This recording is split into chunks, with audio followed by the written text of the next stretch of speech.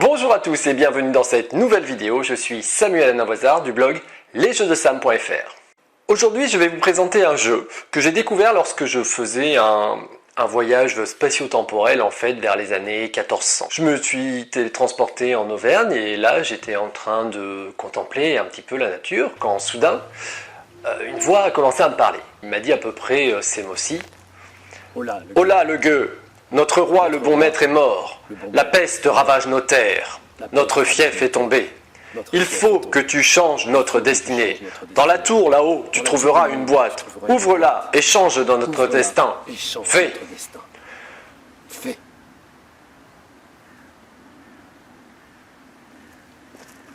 À ce moment-là, je me suis donc télétransporté dans la tour. J'ai donc découvert la boîte que voici. Fief. J'ai réuni quelques amis, on a testé le jeu et croyez-moi, c'est pas si facile de changer le destin. Ça se passe au Moyen-Âge. Où la carte est divisée en terres de noblesse et en terres religieuses. On est à la tête d'une famille. Contrôler le plus de régions possible pour obtenir des titres. Je pense qu'on a pas mal recours aussi aux alliances. À acquérir du pouvoir, soit par des votes, soit par la guerre, bien sûr. En 1429, la France était découpée en fiefs et en évêchés. Le pays comptait 8 fiefs, 2 baronnies, 4 comtés et 2 duchés. Au niveau religieux, le pays se divisait en 5 évêchés. 5 familles se partageaient le pays. À la tête de l'une d'entre elles, 2 frères, Philippe et Éric. Ils régnaient sur la baronnie des Essarts et comptaient de nombreuses terres alentour. À côté de leurs terres, 2 sœurs régnaient, Isabelle et Mireille. Elles possédaient les terres de Saint-Cyr d'Abzac. Les 2 familles voisines comprirent vite leur intérêt. Elles échangèrent des ambassades, des terres furent échangées et un mariage fut célébré. Philippe et Mireille s'unirent. De cette union, Isabelle devient comtesse de Saint-Cyr d'Abzac et Éric devint évêque et cardinal de Sigy. Tout allait pour le mieux pour ces familles. Mais leurs voisins étaient envieux. Othon, chevalier de Sency, Arthur, évêque de Tournu, et Gauvin, chevalier de Saint-Jérôme.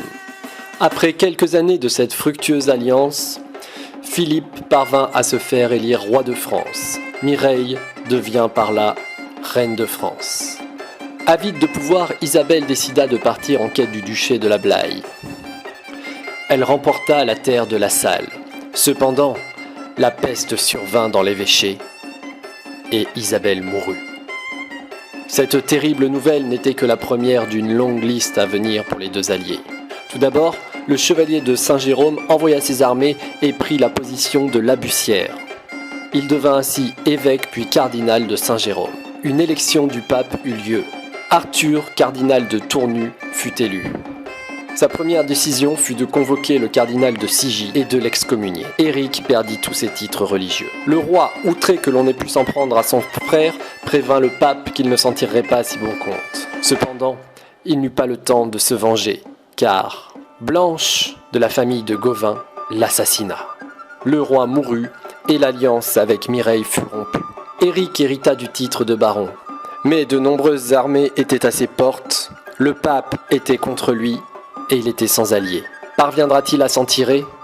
Seul ce jeu vous le dira.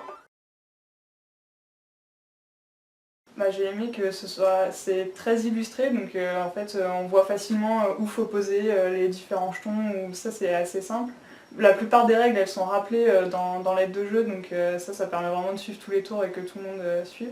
C'est un jeu stratégique où on peut négocier avec les autres. Il y a beaucoup d'interactions. Le fait que nos personnages meurent, qu'on reçoive des titres, qu'on puisse faire des héritages, transmettre les titres, voilà. C'est vraiment quelque chose de très très sympa. Le fait qu'on puisse assez facilement acquérir des titres, que ce soit des titres de seigneurie ou des titres dans le clergé. J'ai bien aimé le fait de justement pouvoir acquérir au pouvoir par le vote. Donc ce qui peut chercher de la stratégie donc pour pouvoir avoir des votes d'autres joueurs, mais aussi la possibilité de les regagner par la guerre en attaquant à différents endroits. Il y a des jeux qui sont limités en tours. Celui-là, de fait que c'est pas limité, du coup on peut placer un peu comme on veut nos pions et on a le temps, on va dire, de réfléchir et de développer plus ou moins des stratégies et ainsi de suite. Il est un peu trop long quand même. En fait, le jeu est bien si tu as de quoi jouer, donc de l'argent, des titres, etc. Mais si, comme par exemple dans mon cas, tu te fais... tout le monde se ligue contre toi, tous les autres joueurs, donc tu n'as du coup plus de titres, plus d'argent, plus rien, et que tu vois les tours passer, là c'est un peu ennuyant. Le fait déjà que la règle est quand même assez lourde, ça prend déjà du temps pour bien cerner le jeu. C'est un jeu qui est complexe, il ne s'adresse pas à des débutants, hein. Il faut avoir quand même un peu l'habitude de jouer. Et c'est un jeu qui peut être très long, parce qu'en fait, on veut pas lâcher, on veut pas perdre, donc on s'accroche à la victoire et en fait on va bloquer les autres au moment où ils vont gagner. Ça fait que le jeu peut continuer des tours et des tours et des tours. La longueur, la partie a été très longue, mais c'est le seul point négatif que je dirais. Faire des alliances quand même, c'est ce qui permet de bien avancer au départ. Et d'acheter les moulins, parce que les moulins permettent d'avoir de nombreux fonds, ce qui permet aussi d'acheter des armées et donc après de pouvoir combattre.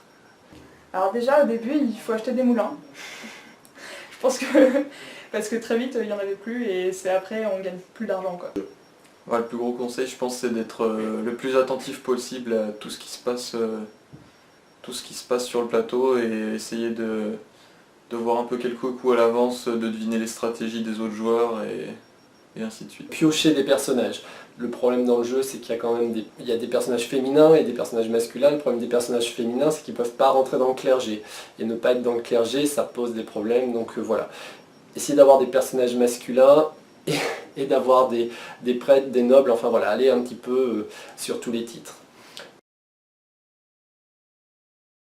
Est-ce que j'ai un message personnel? Oui. Alors tout d'abord à Aymeric, de lui dire que je lui en veux énormément, puisque j'ai été roi, il m'a assassiné directement, donc ça, j'ai pas forcément apprécié. Je voudrais m'excuser aussi auprès d'Alice, parce que je lui ai malencontreusement assassiné son cardinal afin qu'elle ne puisse pas voter pour un roi qui n'aurait pas été moi.